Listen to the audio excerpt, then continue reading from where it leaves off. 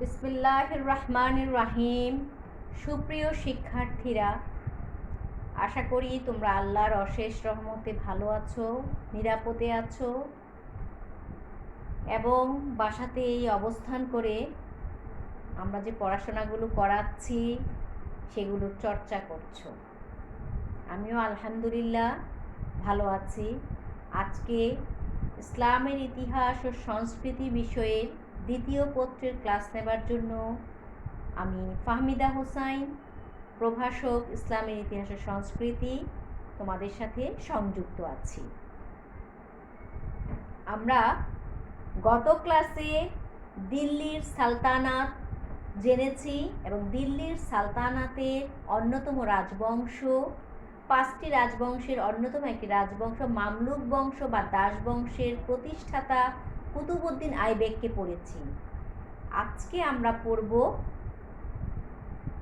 তার পরবর্তী শাসক ইলতুৎমিশ, যিনি দিল্লির সালতানাতের প্রকৃত প্রতিষ্ঠাতা হিসাবে ইতিহাসে পরিচিত।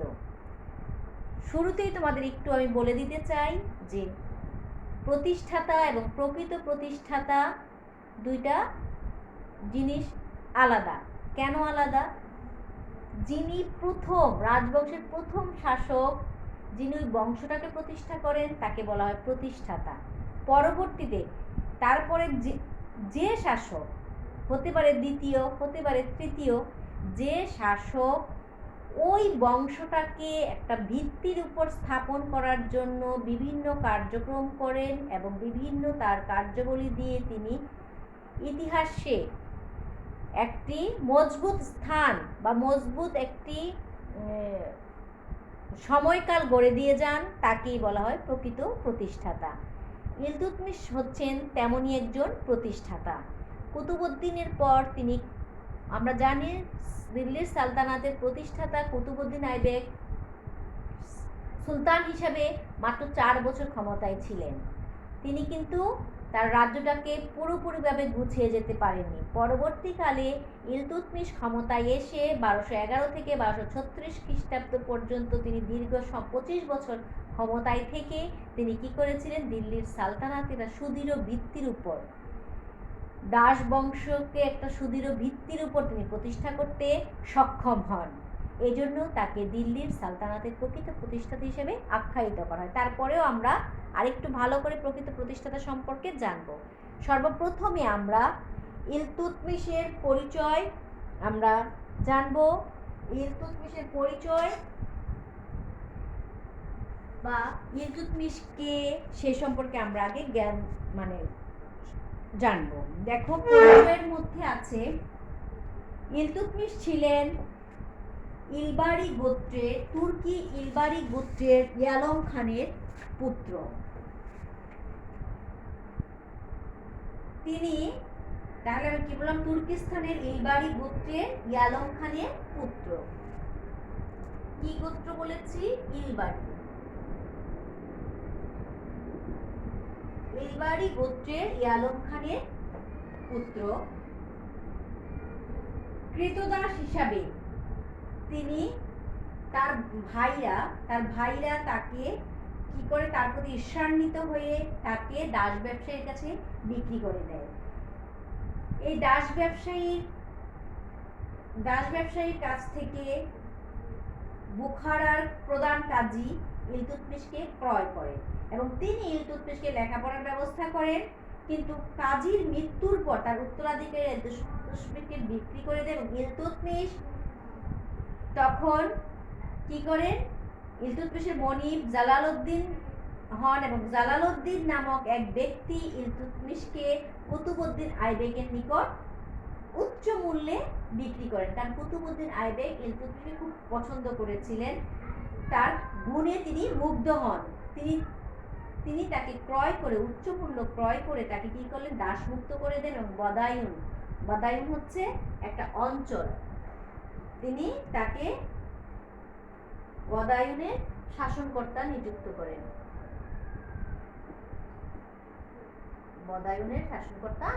করেন।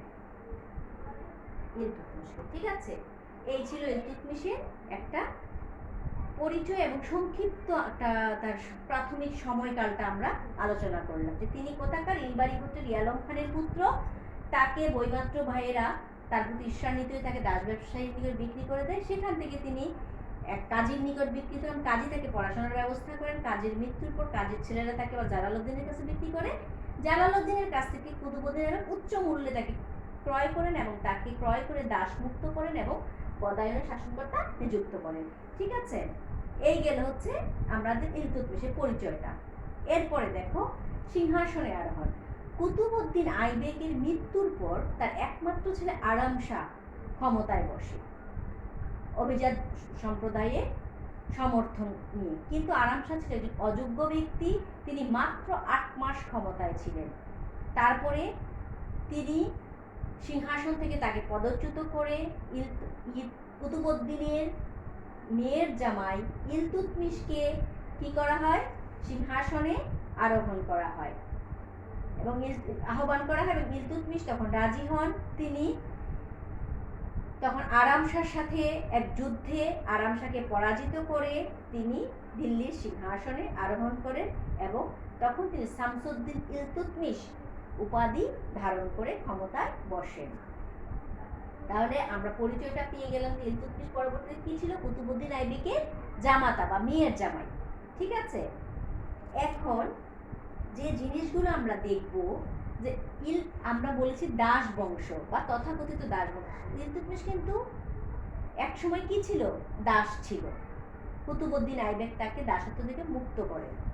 এই যে কুতুবউদ্দিন যে দাস ছিল, কুতুবউদ্দিনের যে দাস ছিলেন ইলতুৎমিশ, এরকম কিন্তু আরো কয়েকজন কি ছিল, দাস ছিল। তাদের মধ্যে অন্যতম হচ্ছে ইলদুজ, কুবাচা, আরো একজন পাবো আমরা গিয়াসউদ্দিন। তাহলে এই একই সমপর্যায়ের তারা। ঠিক আছে, এই যে সমপর্যায়ের ব্যক্তিরা কি তখন তাকে মেনে নিবে? তারা এই সমপর্যায়ের ব্যক্তিরা কিন্তু তাকে মেনে নেয়নি।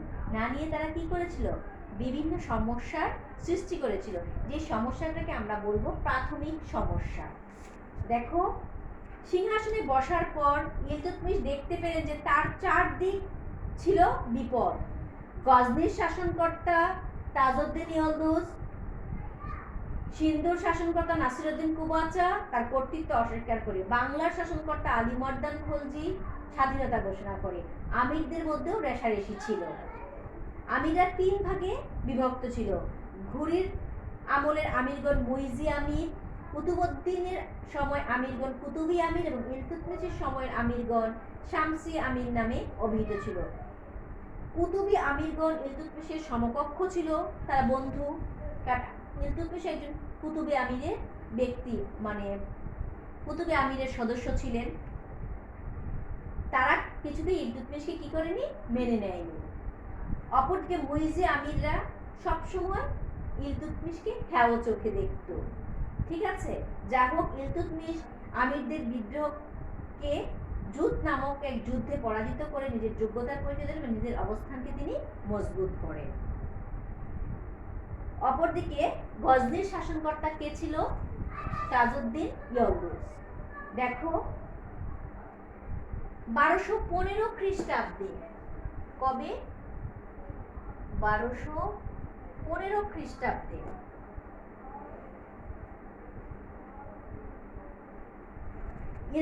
ইলদুজ, তাজউদ্দিন ইলদুজ খাওয়ারেজমের শাহ আলাউদ্দিন মোহাম্মদ কর্তৃক গজনি হতে বিতাড়িত হন। অতঃপর আশ্রয় গ্রহণের উদ্দেশ্যে তিনি ভারতবর্ষে আগমন করেন। পাঞ্জাব হতে থানেশ্বর পর্যন্ত অধিকার করে নেন।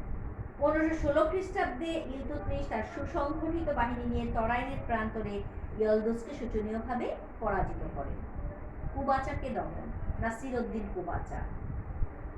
উজ ও মুলতান সিন্ধুর শাসনকর্তা ছিল নাসিরউদ্দিন কুবাচা। দিল্লির সুলতানের প্রতি তিনি বর্ষতা অস্বীকার করে লাহোর পর্যন্ত অগ্রসর হন। 1217 খ্রিস্টাব্দে ইলতুৎমিশ তাকে পরাজিত করে, কিন্তু কয়েক বছর পর কুবাচা আবার বিদ্রোহ করলে 1218 খ্রিস্টাব্দে তাকে চূড়ান্তভাবে পরাজিত করেন এবং তার প্রাথমিক যে সমস্যা, মানে নিজের বন্ধুসুলভ বন্ধুত্বপূর্ণ সম্পর্ক যেসব ব্যক্তিদের সাথে ছিল, তারা যে বিদ্রোহগুলো করেছিল তাদেরকে তিনি এভাবে দমন করতে সক্ষম হন। মঙ্গল আক্রমণ হতে অব্যাহত। মঙ্গলরা তখন ছিল দুর্ধর্ষ জাতি। সে মঙ্গলদের আক্রমণ থেকে তিনি নিজেকে কৌশলে তিনি রক্ষা করেন, কারণ এই মঙ্গলরা ছিল অত্যন্ত দুর্ধর্ষ, আর তখনও ইলতুৎমিশের অবস্থান অত সুদৃঢ় হয়নি ভারতবর্ষে, তখনও অত সুদৃঢ় ছিল না। এই দুর্ধর্ষ জাতির কাছ থেকে নিজেকে রক্ষা করার জন্য তিনি কি করেছিলেন, তখন কৌশল অবলম্বন করেছিলেন।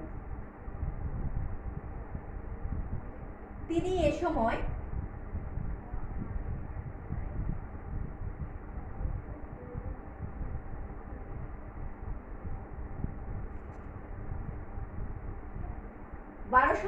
খ্রিস্টাব্দে মঙ্গল নেতা চেঙ্গিস খান খাওয়ারিজম আক্রমণ করলে খাওয়ারিজমের যুবরাজ জালালউদ্দিন পলায়ন করে ইলতুৎমিশের নিকট রাজনৈতিক আশ্রয় প্রার্থনা জানালেন। কি করলেন, মঙ্গল নেতা চেঙ্গিস খান সে সময় কি করলো, খাওয়ারিজম নামে একটা অঞ্চল, সেই অঞ্চলটা আক্রমণ করে। আর আমি বলেছি মঙ্গলটা অত্যন্ত দুর্ধর্ষ জাতি, এই দুর্ধর্ষ জাতিকে দমন করা তখনও ইলতুৎমিশের পক্ষে দমন করার মতো এত সামর্থ্য তখন ইলতুৎমিশের হয়ে ওঠেনি। তিনি দেখলেন যে এই জালালউদ্দিন ভয়ে চেঙ্গিস খানের ভয়ে তিনি ভারতবর্ষের দিকে আসেন এবং রাজনৈতিক আশ্রয় প্রার্থনা করেন। আমরা জানি যে এক দেশের শাসক যদি কোনো কারণে কোনো সমস্যার সম্মুখীন হয় তিনি তার পার্শ্ববর্তী দেশে যে কি করে সরকারের কাছে রাজনৈতিক আশ্রয় প্রার্থনা করতে পারে। কিন্তু সেই সময় ইলতুৎমিশ কৌশলে কি করলেন, তিনি জালালউদ্দিনকে বললেন যে ভারতবর্ষের আবহাওয়া তোমার কি হবে না, তোমার জন্য, তোমার শরীরের জন্য আরামদায়ক হবে না, বা তোমার শরীরের জন্য সেটা খারাপ হতে পারে, এখানকার আবহাওয়া তোমার শরীরের জন্য মঙ্গলজনক হবে না। কৌশলে তিনি কি করলেন, জালালউদ্দিনের এই আবেদনকে তিনি প্রত্যাখ্যান করলেন। ফলে যেহেতু জালালউদ্দিন ভারতবর্ষে আসে নাই, তাহলে মঙ্গল নেতা চেঙ্গিস খান তখন কি করেনি, ভারতবর্ষের আক্রমণ করতে পারেননি, এবং কৌশলে ইলতুৎমিশ মঙ্গলদের হাত থেকে তার ভারতকে বা দিল্লিকে রক্ষা করতে সক্ষম হন। এরপর আমরা দেখি বাংলার বিদ্রোহ।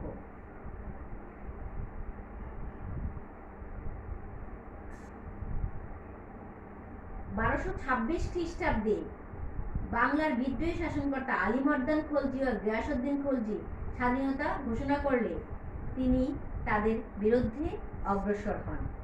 দেখো, সুলতান ইলতুৎমিশ মালিক আলাউদ্দিন জানিকে বিহারে এবং গিয়াসউদ্দিন ইওয়াজ খলজিকে বাংলার শাসক হিসেবে অগ্রসর হন, এবং অগ্রসর হয়ে তিনি তাদেরকে পরাজিত করেন। পরাজিত করার পরে তিনি আলাউদ্দিনকে বিহারের শাসনকর্তা এবং গিয়াসউদ্দিন ইওয়াজ খলজিকে তিনি বাংলা শাসনকর্তা বহাল রেখে দিল্লিতে ফিরে যান। দিল্লিতে প্রত্যাবর্তনের পর ইলিয়াস খলজি বিহার আক্রমণ করে এবং আলাউদ্দিন জানিকে পরাজিত করে বিহার থেকে বিতাড়িত করে। দিল্লিতে এই সংবাদ লাভের পর ইলতুৎমিশ তার ছেলে নাসিরউদ্দিন মাহমুদকে বাংলা আক্রমণের জন্য সসৈন্যে প্রেরণ করেন এবং এই যুদ্ধে জয়লাভ করেন। এভাবে তিনি বাংলার উপর দিল্লির পূর্ণ নিয়ন্ত্রণ প্রতিষ্ঠা করতে সক্ষম হন। তাহলে বাংলাতে প্রথমে 1226 খ্রিস্টাব্দে তিনি অভিযান পরিচালনা করেন, এবং পরবর্তীতে পুনরায় আবার 1227 খ্রিস্টাব্দে তিনি তার ছেলের মাধ্যমে অভিযান পরিচালনা নাসিরউদ্দিন মাহমুদকে তিনি বাংলা আক্রমণে পাঠান এবং বাংলার বিদ্রোহ দমন করে বাংলাকে দিল্লির শাসনাধীনে আনতে সক্ষম হন। এরপর দেখো, একটা পয়েন্টস আমাদের কাছে আছে যে খলিফা কর্তৃক খেতাব লাভ। সে সময় একটা নিয়ম ছিল যে আব্বাসীয় যে খলিফারা বা যে বংশীয় যে খলিফা থাকবে তার প্রতি আনুগত্য রেখে কি করতে হবে, খেতাব লাভ করতে হবে। ইলতুৎমিশ তার শাসনের বৈধতা, রাজকীয় মর্যাদা স্থাপনের জন্য বাগদাদের খলিফা মুস্তাসিমের নিকট দূত প্রেরণ করেন। 1229 খ্রিস্টাব্দে ইলতুৎমিশ খেতাব লাভ করেন। তার ভারত শাসন যে বৈধ এর স্বীকৃতি স্বরূপ বাগদাদের খলিফা ইলতুৎমিশকে রাজকীয় খেতাব, সুলতানি আজম ও পোশাক দিয়ে সম্মানিত করেন। এতে মুসলিম বিশ্বে ইলতুৎমিশের মর্যাদা বৃদ্ধি পায়। এরপর আমরা আসি, এত কিছু করার পরে তিনি কি করলেন, রাজ্য জয়ের দিকে মনোনিবেশ করলেন। দিল্লির মুসলিম রাজ্যে রাজপুত শক্তির প্রভাব সবসময় ছিল। তারা সময় মতো মুসলিম অধিকৃত অনেক রাজ্যে নিয়ন্ত্রণ প্রতিষ্ঠা করে। ইলতুৎমিশ এ সমস্ত রাজ্যের উপর পুনরায় অধিকার প্রতিষ্ঠার পরিকল্পনা গ্রহণ করেন। 1226 খ্রিস্টাব্দে ইলতুৎমিশ রণথম্বর, 1227 খ্রিস্টাব্দে সিওয়ালিক পর্বতে অবস্থিত মান্দাওয়ার, এক বছর অবরোধের পর 1232 খ্রিস্টাব্দে গোয়ালিয়র জয় করেন। 1234 খ্রিস্টাব্দে মালবের রাজা মঙ্গলদেবের বিরুদ্ধে সামরিক অভিযান পরিচালনা করে সুলতান বিখ্যাত বিলসা দুর্গ ও উজ্জয়িনী দখল করেন। দোয়াব অঞ্চলের হিন্দু বেনিয়াদের বিরুদ্ধে পরিচালিত সর্বশেষ সামরিক অভিযান অসম্পূর্ণ থেকে যায়, কারণ ইলতুৎমিশ ইতিমধ্যে অসুস্থ হয়ে পড়েন। ঠিক আছে, এই ছিল ইলতুৎমিশের একটা ছোট্ট তার রাজনৈতিক বা তার পরিচয়ের পর তার সিংহাসনে বসার প্রতি রাজনৈতিক কর্মকাণ্ড সেগুলো। তাছাড়া 1211 থেকে 1236 পর্যন্ত যদি 25 বছর তিনি ক্ষমতায় থাকেন, এগুলি ছাড়াও তিনি বিভিন্ন কাজগুলো করেন যেটা আমরা তার কৃতিত্ব হিসাবে আখ্যায়িত করতে পারি। ইলতুৎমিশের যে রাজ্যকে সংগঠন করার জন্য বা রাজ্যকে একটি সুসংগঠিত রাজ্য হিসেবে গড়ে তোলার জন্য তিনি যে কাজগুলো করেন, এগুলো হচ্ছে তার কৃতিত্ব। ঠিক আছে, দেখো এই কৃতিত্বের মধ্যে ইলতুৎমিশের মধ্যে যুদ্ধসুলভ মনোভাব, সামরিক তেজস্বিতা, শারীরিক শক্তি ও দুর্দমনীয় আত্মবিশ্বাসের সাথে রাজনৈতিক গুণের সমাবেশ ঘটেছিল। তার গোটা জীবন ছিল কৃতিত্বময়।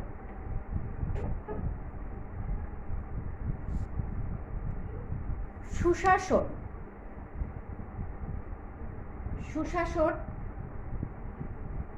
অসাধারণ কর্মকৌশলের দ্বারা শাসন শৃঙ্খলার সাফল্যের লাভের মাধ্যমে ইলতুৎমিশের সুশাসনের সাথে রাষ্ট্র পরিচালনা করেন। তিনি তুর্কি শাসনের ভিত্তি সুদৃঢ় করে ভারতে মুসলিম শাসনের স্থায়িত্ব দান করেন।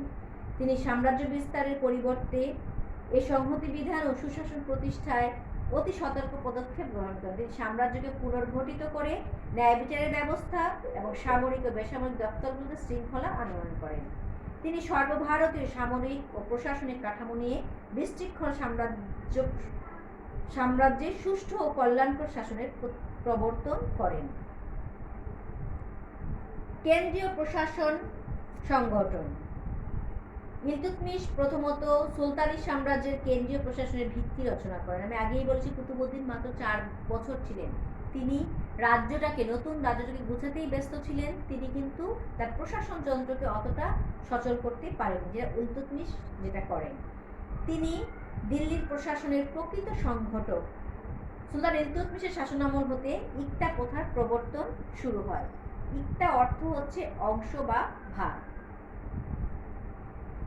ভারতীয় সামন্ত প্রথা উচ্ছেদ করা, যোগাযোগ ব্যবস্থার উন্নয়ন করা, রাজস্ব আদায় করা, শান্তি শৃঙ্খলা বজায় রাখা ইত্যাদি উদ্দেশ্যে ইলতুৎমিশ ইকতার প্রবর্তন করেন। মানে পুরো ভারতবর্ষটাকে তিনি যতটুকু তার দখলে ছিল সেগুলোকে তিনি ছোট ছোট ইকতায় বা ছোট ছোট অংশে তিনি বিভক্ত করেন। এই বিভক্ত করার পিছনে কি উদ্দেশ্য ছিল বলেছি, যে সামন্ত প্রথা ছিল বা রাজাদের অধীনে যেটা থাকতো, সেই জমিদারদের অধীনে যেটা থাকতো সেটাকে তিনি বিলোপ সাধন করেন।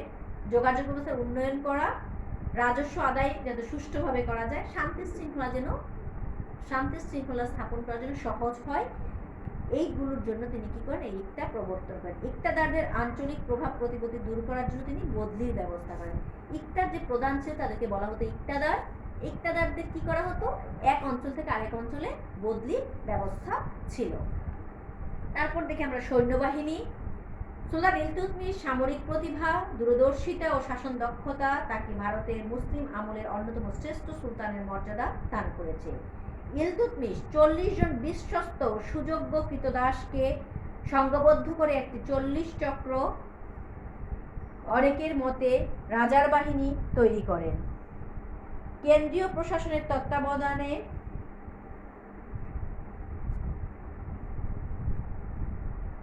সেনা সংগ্রহ ও কেন্দ্রীয় কোষাগার হতে তাদের ভরণ পোষণের ব্যবস্থা হতো। তাদের কেন্দ্রীয় প্রশাসন পরিচালনায় কেন্দ্রীয় সেনাবাহিনী গড়ে তোলার এভাবেই কেন্দ্রীয় প্রশাসন পরিচালনায় কেন্দ্রীয় সেনাবাহিনী গড়ে তোলার সূত্রপাত হয়। তাহলে উনি কি করলেন, 40 জন শ্রেষ্ঠ 40 জন শ্রেষ্ঠ কৃতদাস, বিশ্বস্ত সুযোগ্য কৃতদাসকে নিয়ে তিনি কি করলেন? 40 চক্র, যেটার একটা নাম আছে, আরবি নাম বন্দেগান ই চেহেলগান। ঠিক আছে, তাহলে কি বললাম? তিনি তার বিশ্বস্ত এবং অনুগত কৃতদাসদেরকে নিয়ে তিনি কি করেছিলেন? 40 চক্র, যেটাকে আরবিতে যেটার নাম ছিল বন্দেগানে চেহেলগান, তিনি গঠন করেন, সংগঠন তৈরি করেন। এবং এরাই কি করেছিল? কেন্দ্রীয় প্রশাসনের তত্ত্বাবধানে সেনা সংগ্রহ ও কেন্দ্রীয় প্রশাসনতে তাদের ভরণ পোষণের ব্যবস্থা করা হতো। অতঃপর আমরা আসি মুদ্রা ব্যবস্থার প্রবর্তন। ভারতীয় উপমহাদেশে মুসলিম শাসকদের মধ্যে সুলতান ইলতুৎমিশ সর্বপ্রথম খাঁটি আরবি মুদ্রার প্রবর্তন করেন। তিনি রৌপ্য টঙ্কা ও তাম্র জিতল নামে 2 প্রকার মুদ্রার প্রচলন করেন। দিল্লির মুদ্রা প্রস্তুতকরণের ইতিহাসে ইলতুৎমিশের রাজত্বকালে একটি মাইল ফলক ছিল।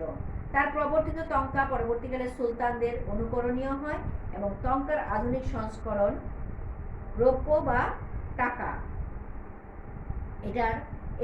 এটা কি নামে পরিচিত ছিল? স্ট্যান্ডার্ড রুপাইয়া। এটার নাম ছিল রুপাইয়া এবং এই রুপাইয়ার ওজন ছিল 175 গ্রাম। ঠিক আছে, এই রুপাইয়ার ওজন ছিল 175 গ্রাম। তার মুদ্রায় বাগদাদের খলিফার নামাঙ্কিত ছিল এবং মুদ্রায় তিনি নিজেকে বিশ্বাসীদের নেতা, সাহায্যকারী হিসাবে অভিহিত করেন, মানে নাসির ই আমির আল মুমিনিন।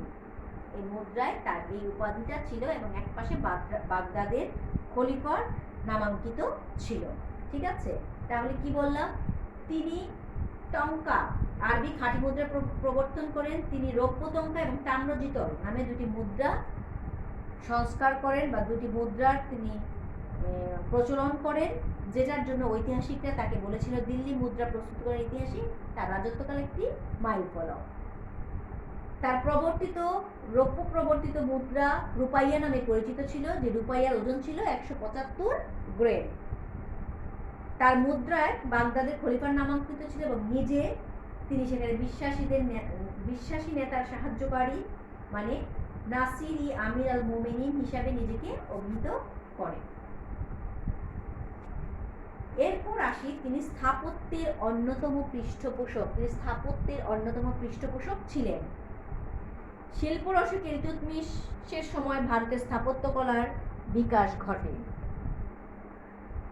তার শ্বশুর কুতুবউদ্দিন আইবেক কর্তৃক স্থাপিত দিল্লির কুয়াতুল ইসলাম এবং আজমিরের আড়াই দিনকা ঝোপড়া মসজিদ 2টি নির্মাণ কাজ তার আমলে, ইলতুৎমিশের আমলে শেষ হয়। ঠিক আছে, তার শিল্পনাট্যের অন্যতম নিদর্শন হচ্ছে কুতুব মিনার। আমরা গত ক্লাসে বলেছিলাম যে কুতুব মিনার কে তৈরি করে? কুতুবউদ্দিন আইবেক নির্মাণ কাজ শুরু করেন। বিখ্যাত সুফি বখতিয়ার কুতুবউদ্দিন কাকির নাম অনুসারে করা হয়। এই যে বিখ্যাত সুফির নাম অনুসারে যে করা হয়, যে কাজটা শুরু করেছেন কুতুবউদ্দিন আইবেক, কিন্তু তিনি সেটা শেষ করতে পারেননি। পরবর্তী শাসক ইলতুৎমিশ তথা কুতুবউদ্দিন আইবেকের জামাতা, তিনি দিল্লির কুতুব মিনারে তার শিল্পনীতির অবিনাশী রূপ নিয়ে তিনি আজও বিদ্যমান। ইলতুৎমিশ কুতুবউদ্দিনের সে অসমাপ্ত কাজকে সমাপ্ত করে এবং নিজে তার শিল্পনীতির অবিনাশী স্বাক্ষর রেখে যান। ইলতুৎমিশ নিজের জন্য যে সমাধি ভবন নির্মাণ করেন, তার গঠনশৈলী ও চারুশিল্পে তার অনন্য স্বাক্ষরও বহন করে। শিক্ষা সংস্কৃতি পৃষ্ঠপোষক। ইলতুৎমিশ শিক্ষা সংস্কৃতির একজন অন্যতম পৃষ্ঠপোষক ছিলেন। তিনি তার সময় দিল্লি শিল্প ও বিদ্যাচর্চার কেন্দ্রে পরিণত হয়। বহু জ্ঞানীগুণী বিদ্বান ব্যক্তিকে দিল্লিতে আশ্রয় দিয়ে তিনি দিল্লিকে ইসলামের সংস্কৃতির শ্রেষ্ঠ কেন্দ্রে পরিণত করেন। তিনি সারা দেশে অসংখ্য সরাইখানা, মাদ্রাসা ও মসজিদ নির্মাণ করেন। সুফি সাধকের প্রতি তার যথেষ্ট শ্রদ্ধা ছিল। এ সময় অনেক সুফি সাধক দিল্লিতে এসেছিলেন। ব্যক্তিগতভাবে ইলতুৎমিশ ধর্মপরায়ণ ছিলেন। তিনি সুফি সাধকদের সাথে যথেষ্ট সুফি সাধকদের শ্রদ্ধা করতেন। শ্রেষ্ঠ আউলিয়া বাহাউদ্দিন জাকারিয়া শেখ জালালউদ্দিন তাবরিজি এবং বিখ্যাত সুফি শেখ কুতুবউদ্দিন বখতিয়ার কাকি প্রমুখকে তিনি অত্যন্ত শ্রদ্ধা করতেন। এই মহান ব্যক্তি, এই মহান শাসক 1236 খ্রিস্টাব্দে 25 বছর রাজত্ব করার পর মৃত্যুমুখে পতিত হন। মৃত্যুর পূর্বে তিনি সার্বিক বিবেচনা করে তার কন্যা সুলতানা রাজিয়াকে তার উত্তরাধিকারী নির্বাচিত করে যান। দেখো, এখনকার চেয়ে অনেক অনেক আগের কথা, যখন কি করেছিল একজন শাসক তার যোগ্যতা অনুযায়ী তার ছেলে থাকা সত্ত্বেও তিনি তার পুত্রকে উত্তরাধিকারী মনোনয়ন না করে তিনি তার কন্যাকে উত্তরাধিকারী মনোনয়ন করে গিয়েছিলেন। এই আমরা পড়লাম এখন ইলতুৎমিশকে। এখন আমরা একটা ছোট্ট করে একটা পয়েন্টস দিয়ে আমরা জানবো যে দিল্লির সালতানাতের প্রকৃত প্রতিষ্ঠাতা তাকে কেন বলা হচ্ছে। তুর্কি জাতি বিপদাপন্ন বিদ্রোহী সর্দারগণ, মালিকগণ, ক্ষমতাশালী অভিজাতগণ সুলতানের অস্তিত্ব বিলোপ সাধনের কৃত সংকল্প, সিন্ধু দেশ, রণথম্বর, গোয়ালিয়র বিভিন্ন অঞ্চলে বিদ্রোহীদের স্বাধীনতা ঘোষণা, এমনই জটিল পরিস্থিতিতে ইলতুৎমিশ ক্ষমতায় আরোহণ করেন। তখন দিল্লির সালতানাতের ভবিষ্যৎ ছিল অনিশ্চিত, গোলযোগপূর্ণ। এমন দ্বন্দ্ব, বিক্ষুব্ধ ও বৈরী পরিবেশে তিনি দিল্লির সালতানাতের প্রকৃত প্রতিষ্ঠাতার মর্যাদা লাভ করেন। তিনি দীর্ঘ 25 বছর অক্লান্ত পরিশ্রম করে সাংগঠনিক প্রতিভা বলে তিনি ভারতের সর্বপ্রথম সুপরিকল্পিত রাজধানী, একটি স্বাধীন সাম্রাজ্য, একটি বংশানুক্রমিক রাজতন্ত্র সম্মত সরকার প্রতিষ্ঠা করেন। তিনি ভারতের বিভিন্ন মুসলিম শাসিত অঞ্চলগুলোকে সংঘবদ্ধ করে দিল্লিতে সুলতানি সাম্রাজ্যের ভিত্তি রচনা করেন। তার রেখে যাওয়া সালতানাত তার অবর্তমানে তাসের ঘরের মতো যেন ঠুনকো না হয়ে যায়, সেজন্য তিনি সর্বপ্রথম ভারতের প্রশাসনের ভিত্তি রচনা করেন। দিল্লির প্রশাসনের প্রকৃত সংগঠক হিসেবে তিনি ইকতা প্রাদেশিক প্রশাসন, সামরিক বাহিনীর সংগঠন ও মুদ্রার প্রবর্তন করে কেন্দ্রীয় প্রশাসনে গড়ে তোলেন। এসব বিবিধ মৌলিক কৃতিত্বের জন্য তাকে দিল্লির সালতানাতের প্রকৃত প্রতিষ্ঠাতা বলা হয়। এবিএম হাবিবুল্লাহর মতে আইবেক দিল্লি সালতানাত এবং তার সার্বভৌম মর্যাদার রূপরেখা প্রদান করেন, আর ইলতুৎমিশ ছিলেন নিঃসন্দেহে তার প্রথম রাজা। আমি প্রথমেই তোমাদেরকে বলেছিলাম যে কুতুবউদ্দিন আইবেক ছিলেন দিল্লির সালতানাতের প্রতিষ্ঠাতা, আর ইলতুৎমিশ ছিল দিল্লির সালতানাতের প্রকৃত প্রতিষ্ঠাতা। কারণ এটা যেন ঠুনকো তাসের ঘরের মতো তার মৃত্যুর পরে ভেঙে না যায়, তার জন্য তিনি কি করেছিলেন, এই দিল্লির সালতানাতকে তিনি কি করেছিলেন, দৃঢ় একটা মজবুত অবস্থান, সুদৃঢ় ভিত্তির উপর তিনি, এটা মজবুত ভিতের উপর তিনি দাঁড় করাতে সক্ষম হয়েছিলেন। তাহলে আমরা আজকে দিল্লির সালতানাতের অন্যতম প্রকৃত প্রতিষ্ঠাতা হিসাবে ইলতুৎমিশের কৃতিত্ব এই সম্পর্কে কিন্তু আমরা আজকে আলোচনা করলাম। এই কৃতিত্ব আলোচনা করার পূর্বে তার আগে আমি তোমাদেরকে বলে দিলাম ইলতুৎমিশের পরিচয়। ইলতুৎমিশ কি ছিল? তুর্কি ইলবারি গোত্রের ইয়ালম খানের পুত্র। ভাইদের ষড়যন্ত্রে তিনি কি হন?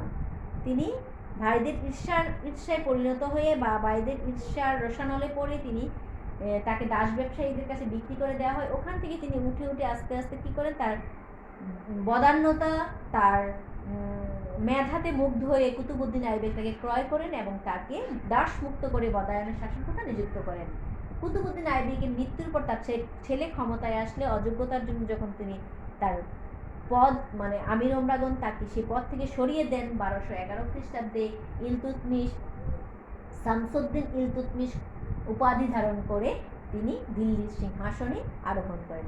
আরোহণ করার পরে তিনি দেখলেন যে তার চারদিক বিভিন্ন সমস্যা দ্বারা সন্নিবেশিত। তিনি তখন আস্তে আস্তে সেই সমস্যাগুলো তিনি এক এক করে সমাধান করেন। প্রথমে তিনি আমির ওমরাদেরকে তিনি দমন করেন, অতঃপর তিনি তাজউদ্দিন ইলদুজ গজনির শাসনকর্তা, তাকে তিনি পরাজিত করেন। সিন্ধুর শাসনকর্তা নাসিরউদ্দিন কুবাতাকে পরাজিত করেন।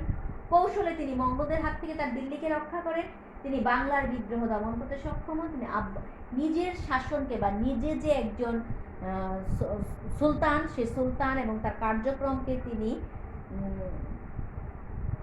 কার্যক্রমকে তিনি স্বীকৃত করার জন্য সর্বস্বীকৃত করার জন্য তখনকার নিয়ম অনুযায়ী তিনি আব্বাসীয় খলিফা কর্তৃক তিনি খেতাব লাভ করেন। অতঃপর তিনি রাজ্য জয় করেন, বিভিন্ন অঞ্চলগুলোকে তিনি হাতে আনতে সক্ষম হন। এরপরে তিনি তার রাজ্যটাকে পুরো রাজ্যটাকে সুন্দর করে ঢেলে সাজানোর জন্য এবং রাজ্যের সমস্ত কিছু গুছানোর জন্য তিনি যে কাজগুলো করেন, এটা হচ্ছে তার কৃতিত্ব। এই কৃতিত্বটা হচ্ছে তিনি সুশাসন প্রতিষ্ঠা করেন, তিনি কেন্দ্রীয় শাসনকে সংগঠিত করেন, তিনি পুরো দেশটাকে তিনি কতগুলো ইক্তায় বিভক্ত করেন এবং ইক্তাদারদেরকে তিনি নিয়োগের বদলির ব্যবস্থা করেন। তিনি একটি সুসজ্জিত সৈন্যবাহিনী গঠন করেন। তিনি 40 জন তার সুযোগ্য এবং বিশ্বস্ত কৃতদাসদেরকে নিয়ে তিনি কি করলেন, একটি 40 চক্র গঠন করেন, যেটা ইতিহাসে 40 চক্র অথবা বন্দেগানি চেহেলগান নামে পরিচিত। এরা সৈন্য পরিচালনায় অত্যন্ত সুদক্ষ ছিল এবং বিভিন্ন যুদ্ধে তাকে সেনাপতি দায়িত্ব পালন করে বা সৈন্যবাহিনী পরিচালনার দায়িত্ব করে এবং সুদক্ষ সেনাবাহিনীকে নিয়ে দেখা যায় যে সাহায্য সহযোগিতা করত এবং তাদেরকে কোষাগার থেকে বেতনের ব্যবস্থা করা হতো। মুদ্রা ব্যবস্থার প্রবর্তন করেন তিনি। রূপাইয়া এবং যে রূপাইয়া টঙ্কা এবং তামাজিতল নামে দুটি মুদ্রা তিনি প্রবর্তন করেন। তখনকার যে মুদ্রার নাম ছিল হচ্ছে রূপাইয়া এবং রূপাইয়ার ওজন ছিল হচ্ছে 150-75 গ্রাম। তিনি স্থাপত্য শিল্পের অন্যতম পৃষ্ঠপোষক ছিলেন। তার শ্বশুর কুতুবউদ্দিন আইবেক যে কুতুব মিনার কাজ শুরু করে যান, তিনি সেটা অত্যন্ত রুচিশীল মনের পরিচয় দিয়ে, দায়িত্বশীলতার পরিচয় দিয়ে তিনি সেই কাজটা সম্পন্ন করেন। তিনি শিক্ষা সংস্কৃতির অন্যতম পৃষ্ঠপোষক ছিলেন। তিনি কি করেছিলেন, শিক্ষাকে তিনি জ্ঞানীগুণীদেরকে কদর করতেন। তিনি আমির-ওমরারা তার রাজ্যে পৃষ্ঠপোষকতা করত। এই মহান ব্যক্তি, এই মহান শাসক 1236 খ্রিস্টাব্দে অসুস্থ হয়ে মারা যান এবং 25 বছর রাজত্ব করার পর তার মৃত্যুর পূর্বে তিনি অনেক এই সাম্রাজ্যের বা তার ঘটিত সাম্রাজ্যটাকে